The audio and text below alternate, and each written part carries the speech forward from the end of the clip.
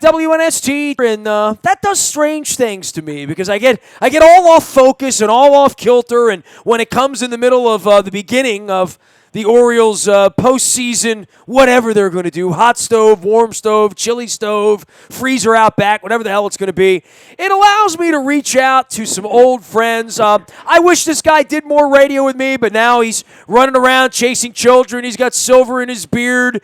His brother's trying to get into the Hall of Fame, and he's just trying to get the Montoursville JV basketball team up to speed this time of the year. We welcome back the one, the only, Mark Mussina. He is not on Twitter. They don't have Twitter in Montoursville, but he is on Facebook. Moose, how goes it? Happy bye week to you, man. That's like the best introduction I could ever have. Maybe it's the only introduction you'll ever have. I don't know. It might be. Yeah, it might be. I love talking sports with you, but I'll get to football, and I just got off the plane from Nashville, and we got by this week, and we're a 1-point underdog as we get ready for Green Bay and their backup quarterback, and Houston and their backup quarterback, and the Colts and the Browns and all these other dregs. But I want to talk a little baseball with you. Just for the season and for where baseball is, and at least for me, I sort of come and go with it to some degree based on the Orioles during my lifetime and based on the team's ability to win. But the Astros story was pretty good, dude. You know, this if the season is its own little novel, was a pretty good year for baseball, I think. I think so, too. I think when you look at what I think has really changed about it is when, and I told people this a couple years ago, that when the soap opera that used to be, first they had the steroids, and they had McGuire, and they had Sosa, and then you had these Yankees-Red Sox rivalry, and then all of a sudden the Red Sox win, and then the White Sox win, and there were so many. There were so many good stories, and there was A-Rod, who was a villain. There was Manny Ramirez, who was a villain. And then all of a sudden, kind of, they went away. And I used to tell people the problem with baseball is they don't have a good villain. That if Vince McMahon was running this, what they should do is pay Bryce Harper, the first home run you hit, you should walk around the bases, get to home plate, and give a double middle finger to the press box, just so everyone hates you. So there's someone, because you have to have that love-hate, and football always has it. But by the way, let me say this. Late at night, it was midnight the other night, I came home from Nashville. I did a little radio. I'm up late. I just wanted to get highlights. I put ESPN on. And there's two rednecks on a NASCAR race, like, pushing each other in front of a car. And I'm thinking, that's what America wants. They want hillbillies getting out of race cars and beating each other up on a racetrack. I mean, every time there's a fight in baseball, that sort of wakes things up. That's how you get on the morning news, is you have some ridiculous fight or something like that. It's never really about Cal Ripken or like that anymore, right? No, it's not. And NASCAR is a perfect example, because since Earnhardt left or died, they've lost that personality. And Earnhardt was Dale Sr. was so polarizing, and then the rivalry with him and Gordon, but that's what you need. You need those storylines, and I think baseball for a while just didn't have a great storyline. And then now you've got, the Yankees seem to be back, and this Judge kid, even though he's incredibly likable, which baseball would like him to be more of a villain, but he brings the Yankees back to center stage, and obviously the Cubs story from last year. But when you look through baseball now, whether it's Judge or Altuve or Correa or, Harper and Trout seem like they've been around forever, and they're like 26. So there are so many good young players. Clayton Kershaw is still really young. Well, all of these kids, I mean, from Correa to the kid in Cleveland, and Colorado's got 2 or 3 kids that are unbelievable. Arizona's got a guy hitting 40 home runs a year every year, and this all happens in the middle of the night. I really didn't get to see the Dodgers play much this year, even though I have a Dodgers hat and I wear it and take grief. I just like the way it looks, quite frankly. But they were a really good baseball team, and it took me into October to appreciate watching them play 3 or 4 times a week, because I was not doing that in June and July when they had a 15-game lead running away. Well, and I think now that it's happened, Chris Bryant and Baez in Chicago, and there's youngsters out there too. But now that we've seen it, we knew Clayton Kershaw, but now that we've seen him, we saw Yasiel Puig on the big stage, and we saw all these kids in Houston for the first time. So now when they're back, people know who George Springer is. So and he's going to be around for a while. So I think it has been a good summer for baseball, and they kind of go through ebbs and flows. And I remember someone said, it might have been Peter Gammons or it was maybe Jason Stark. They were talking about Hall of Famers. They're like, when you look at the '80s, it's almost like the '80s never happened because there were good players, but there weren't. It wasn't what the '70s was, and it wasn't what the '90s was. And there were players that kind of carried over. George Brett started before them, Paul Mahler started before them, and but there were only a couple, like maybe Clemens Maddox. But and I think that there's been just a lull in star power, and now all of a sudden, it's not just Mike Trout and it's not just Bryce Harper, and we've got a guy that's 5'6". He's a better version of Dustin Pedroia. And how do you not root for a guy who's 5'6", who only bats right-handed and swings from his heels? So it was a fun summer for me, and the playoffs were exciting. And whenever the Yankees are in it, it brings people in. But I think that the World Series did very well, and obviously the Yankees weren't there. And they will be there at some point, which I think is the fear around here and moving forward. Before I get into the Orioles and we start to sort of peel back the onion of this offseason and where we are with Duquette and Showalter and Machado and all that stuff, for the local audience here, Moose, I would just say this for baseball, and you and I have been at this a long time. There's no one I really love talking baseball with more than you. And I remember when, the game was so full of doubles and triples and walks and OBP and all that. Now it's full of nerds and stats and shifts and home runs and strikeouts. And, it really does feel, and I know you're a tennis fan as well, it feels like that era when the rackets got too good, the courts got too hard, the ball got too juiced, and everything was an ace, And I don't like watching baseball games with 14, 16, 18 strikeouts. I don't like watching pitchers just blow away hitters in that way, or I'm waiting for a juiced ball, and there was a lot of that going on in the third week of October as well, where we're going to see the mess your brother dealt with back when everybody was sticking needles in their ass 20 years ago, and everybody's hitting 50 home runs, and if you hit 30, you're a punch and Judy hitter. I don't want to see that, but I don't think baseball on the field as it is. I think there's a great crop of players. I don't think the game's exciting right now. On a night-by-night basis, that's a problem for me. Well, I think the biggest thing to me that's happened with it is the bullpen. That it has become such a 5-inning game, a 6-inning game, and that they can just bring guy after guy after guy out of the pen who throws it 1,000,000 miles an hour. And it has certainly changed where we see, like in the NFL, now, when we were kids, you could name the Pittsburgh Steelers steel curtain front four. You could name the Dallas Cowboys front four. Now teams have like front sevens, and they just keep rotating the guys because they've learned that even if this guy only plays 18 snaps a game, for his 18 snaps, if he's fresh and he can get to the quarterback, that's what we need. People have learned that out of the bullpen, and when we think of guys that were in bullpens like the Mark Williamsons and the Terry Matthews and guys that were competent big league pitchers, there's no room for them anymore because everyone just throws harder and harder and harder. So that is certainly one of the differences. I agree with you. It is, and to your point, you talk about doubles and triples. Guys don't adjust their swings at the plate. We see very little small ball. That guys are just swinging from the downs. They're swinging for the downs, and it just doesn't change. So it is interesting. You would have never thought, if you would have told us when we were kids, that teams will overshift and give you a bunt single down the third baseline, and people would just refuse to take it.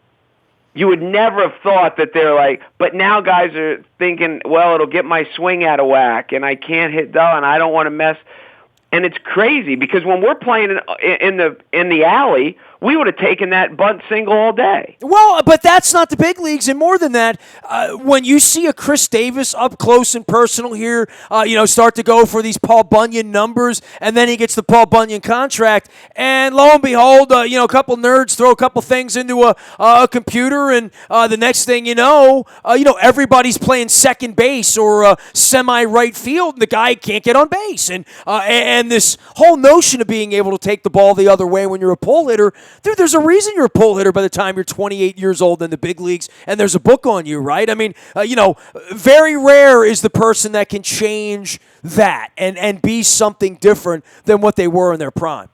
It is. Yeah, I agree. And I think, I keep telling myself this, and I haven't seen it yet, but I keep telling myself that this is kind of like the West Coast offense, and people will adjust. And I know the run and shoot came in and they never won a Super Bowl, but this is... Or the zone defense, or the Tampa 2, or anything else that felt a little trendy for a little while. The adjustment happens. The other side moves. Sooner or later, people will adjust. And I would suspect. But... it has certainly changed the world, and I think Chris Davis has shown what people have known for 100 years. You get a guy that's a big home run hitter, but only hits 230, and it's tough to win like that. You get the big home run hitters like Big Papi, who hit 280 in a bad year, and it's easy to win. You hit 225, and now it's tough. He is Mark Mussina. You can find him on Facebook. He is back up in Montoursville. Tell me what you're doing. You're coaching a JV basketball team. You've made your life back in your hometown along with your brother, and you're just chilling and living off the fat of the land and waiting for the Little League World Series, right?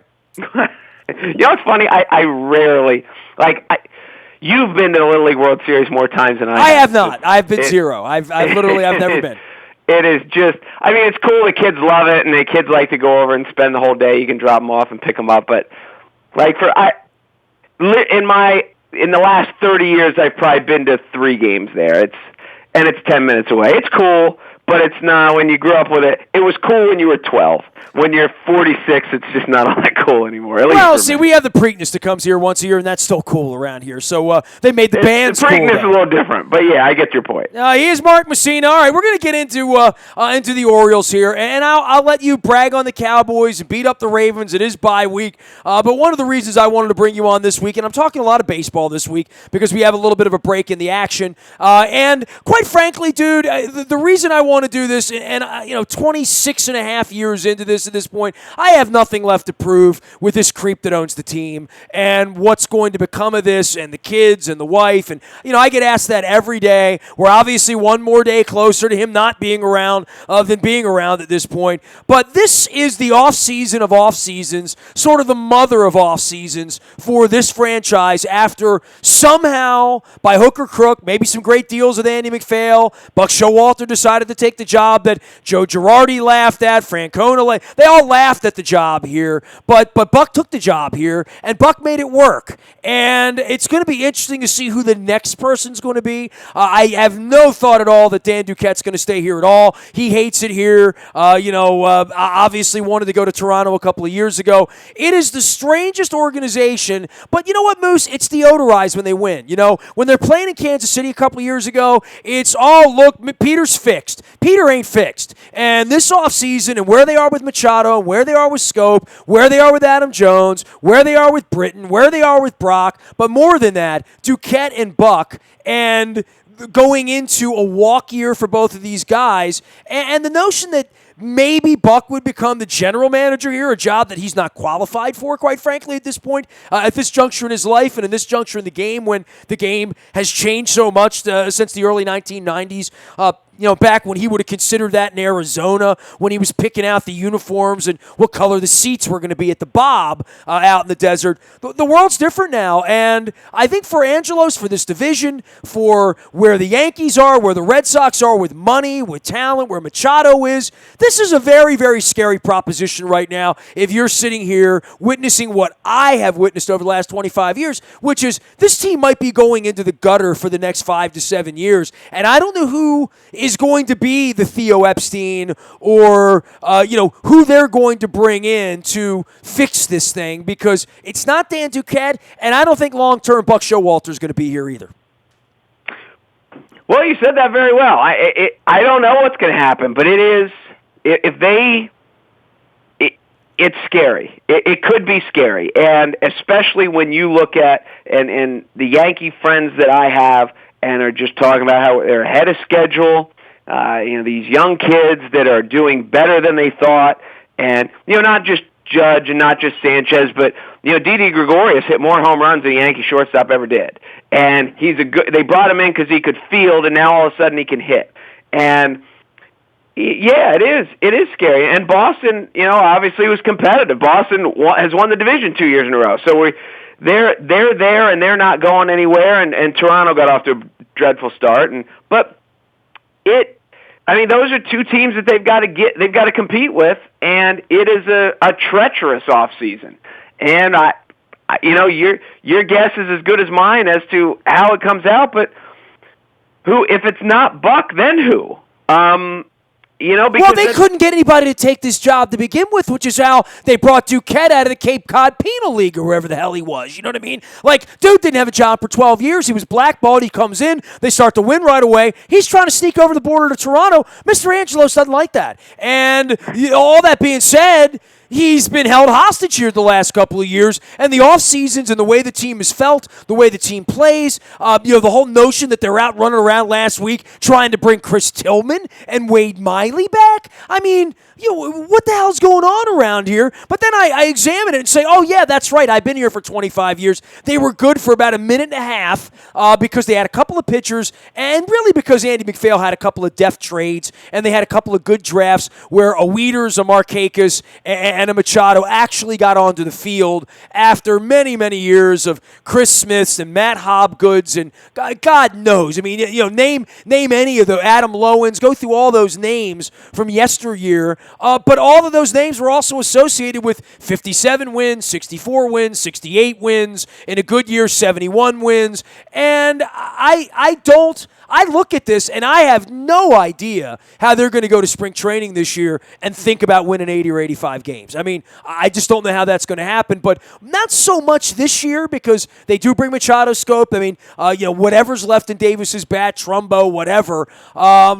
I really do worry about what happens on the backside of this because they have these assets in a year left of Adam Jones, a year left of Britton, a year left of Brock, a year left of Machado, and it seems to me that if they had a real general manager, one that was going to be here to watch the green bananas get ripe, so to speak, maybe they would be in a position to be kind of deft this offseason. They've never been that franchise, and having witnessed this disaster for 26 years, of which your brother was a central part of in leaving here and the aftermath of that. All people around here want to do is piss on your brother about never winning with the Yankees. I saw what happened here when your brother left, and I look at Machado, and no offense to your brother, but, Machado's an everyday guy, and when Machado goes out of here and Scope's not interested in signing here and gets closer to the end, I don't know what they're going to have around here other than 68 wins, 65 wins, 72 wins, because the Yankees and the Red Sox aren't going back to winning 81 games again. That the next 5 years, those teams begin in spring training with 90, and then you see where they're going to go from there. Well, the point you brought up is perfect. That it's such a pivotal time in the organization, and is the person making the pivotal decisions that are going to affect the next 5-10 years, is that guy going to be here for the next 5 or 10 months? So you would want, this is when you would want your guy that's entrenched, and you want your guy that's in it for the long haul, because the decisions are going to affect the long haul. And you're right, and that's what makes it such a precarious spot for them. And it doesn't mean that Duquette or whoever gets to make the final call doesn't make a good one, but you would want the guy who is making it to have a vested interest, and to be here to either reap the rewards or to stand in front of the microphone and say why it went wrong. And you're right, it just doesn't seem like there's that marriage of This is A the guy. plan. How about just a plan, a strategy? I mean, same thing your brother asked for 15 years ago. Is there a plan around here? If there is, I'll consider staying. If not, I got to go somewhere where there's at least a plan. I don't know what the plan is, and the fans here are never privy to that, but they accept it. I mean, I don't accept it. I want a plan.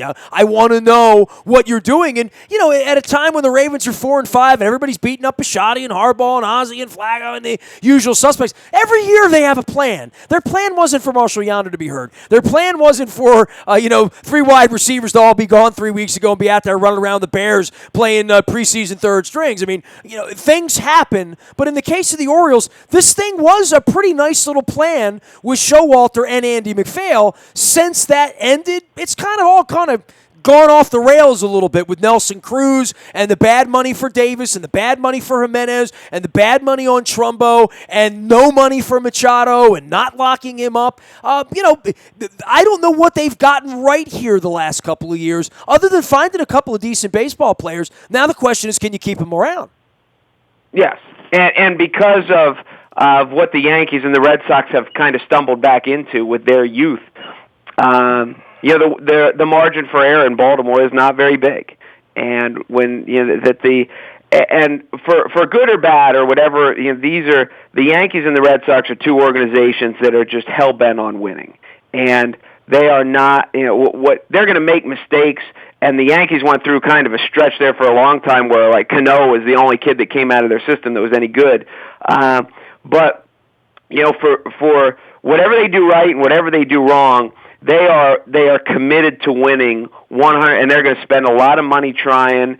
And you're never going to see in our foreseeable future, you're not going to see a 4 or 5 or 6 year run from either of these teams where they go 80 and 82 and heads don't roll. Like it's become unacceptable. And they both fired their managers, and they both were. I don't know, good enough to win the World Series? I don't know, Moose. I mean, Boston was okay, and the Yankees certainly, poured it on the last week. If I'm a Red Sox or a Yankees fan, I'm not shocked they didn't win the World Series this year. I'm probably a little bit more shocked on the Girardi side that he got shown the exit, right? Yeah, we were. I was, and one of my friends. This comes back to the show, Walter, but one of my friends said to me, "All right, so say you fire Girardi, who do you bring in?" And that's the next question, for the Orioles. Say if Buck's not here, who is? Who are you bringing in that has a pedigree? It seemed like there was that year where La Russa bounced to a couple jobs, and Joe Torre bounced to a couple jobs, and Jim Leland bounced, and there were these kind of older statesman guys that are going around. And who are those guys now? Like I'm not sure. Well, they're Dusty Baker at this point, right? Literally. Well, yeah, and he's out. So I Buck don't know. could be that guy next year. He could be. He will be. He could very well. And he would have a job in about 20 minutes because there just aren't many guys. I mean, Girardi's got to be, his phone's got to be ringing like crazy, I would think, because who else are you going to go for? And who can you put in a big market or a challenging market or someone that's ready to take this on? These are tough spots to put AAA managers in, or a guy who is just, Gabe Kapler just showed up in Philadelphia. Well, there's not a lot of pressure in Philadelphia right now, so you can give Gabe a couple years. Gabe's going to get a year, and they're going to go get Showalter next year, right? I mean, that was the plan, that was the rumor, that was the word, right? I mean, Andy's running the place up there. Yeah, and it could be. So I don't know. But you're right. For the diehard Oriole fans, it's kind of a hold your breath time because this could go badly. He is Mark Mussina. He is our dear friend. It only comes on a couple times a year. He's up there running around with the Montoursville JV squad and coaching with his big brother up there in Montoursville, Pennsylvania. And when's your brother's going to get in the Hall of Fame, right? Tell me he is. I mean, do you think you're going to go sit on a hill one day and see that? I think so. I hope so. He keeps moving up, and there was the timing of it. When he first went on the ballot, there were a bunch of guys that were first ballots. Every year you kind of showed up, and there were two new guys that you knew were getting in, and we've kind of been through all those. Jeter's coming here at some point. Mariano Rivera's coming at some point. Ortiz he's still 4 years away. But I think from a starting pitching standpoint, now it's just him and Schilling. And you're kind of just waiting, and with each passing year, they keep getting better. And I think what people see is, or at least the writers, when they have to go back and revisit Mike and Schilling, that with each passing year, they're looking at, well, who are the big league guys, and where's Sabathia at? Wow, Sabathia's still a few years away, and I think Sabathia is the only guy over 200. Justin Verlander, I think, is at 185 or 190. So when you look at the numbers where Mike ended up at 270, that's a big number. It might be a long time before somebody gets to 270 again. So I think that gap helps, and just the time helps. And these guys, when they vote, they kind of got to vote for somebody. So now that those automatics are kind of off the ballot, him and Schilling keep going up, and they keep going up, and he's got a few more years. And I think sooner or later he gets in, because I've said this. I've always said this about Mike's numbers. The more you look at his numbers, the better they get. And when you just kind of go by the eyeball test, and when you say Mike Mussina, and people say, well, he's really good, but he wasn't as good as Maddox, he wasn't as good as Pedro, and he wasn't as good as Maddox, and he wasn't as good as Pedro, and he wasn't as good as Rocket. But, you put his numbers up to Tom Glavine's, and in a lot of ways, they're really close. Glavine has 303 wins, but he has a lot more losses. And yeah, he didn't pitch for the Orioles. Yeah. So, and the being in the East, it helps, and being in the steroid era helps, and so I think it with each passing year, I think it gets better and better. All right, well, let's get a little football in here before I let you hit the road. You want to take a cheap shot at the Ravens here during bye week, or where are you? I'll say this. We talked about baseball and strikeouts and the shift and the relative excitement of the game. I fly around the league every week, and we can talk about the knee, and we can talk about the politics and all that, and the difference of defense and playing heads-up football, not taking quarterbacks' heads off. But the level of play is down because the best players aren't playing. You know what I mean? We're missing our Hall of Fame guard. Other teams are missing their quarterbacks. Are missing running backs, missing wide receivers, missing their best defensive player in J.J. Watt. We're going to see a backup quarterback next week in Green Bay. We're going to see a backup quarterback the week after that. You take Aaron Rodgers and Deshaun Watson off the field, you're not really playing the Packers and the Texans. You're playing preseason football, kind of, sort of.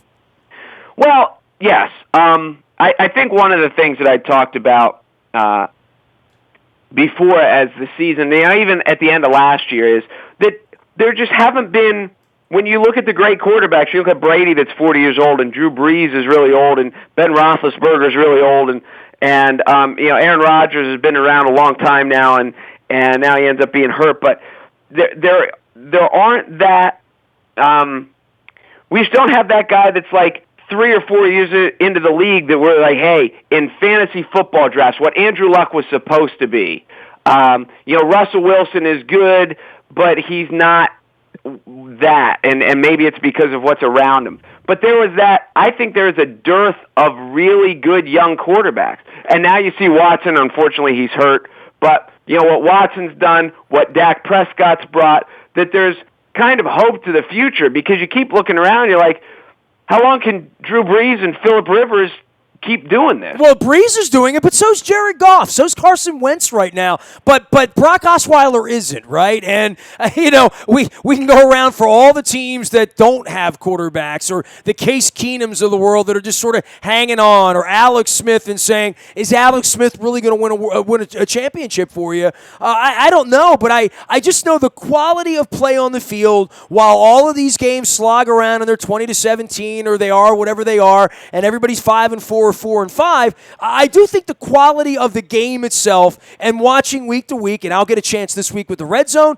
I'll get a chance in 2 weeks with the Red Zone, because we play on Monday night against Houston, and when I do sit around and watch Red Zone, and I get to watch 20 teams play on a Sunday, it doesn't look a whole lot better than the Thursday night games look, quite frankly. They're usually dreadful. I don't see a high caliber of play right now in the NFL. I don't see excitement, and I don't see anything sort of innovative going on in the NFL. Well, and I think, when you just brought up, Carson Wentz, who's a guy who's in his second year, there's the really, really young quarterbacks, the Wentz, the Prescotts, and the Watsons, and kind of Jameis Winston that we're kind of waiting for. But it's that gap. The good quarterbacks either seem to be 25 and under or 35 and over.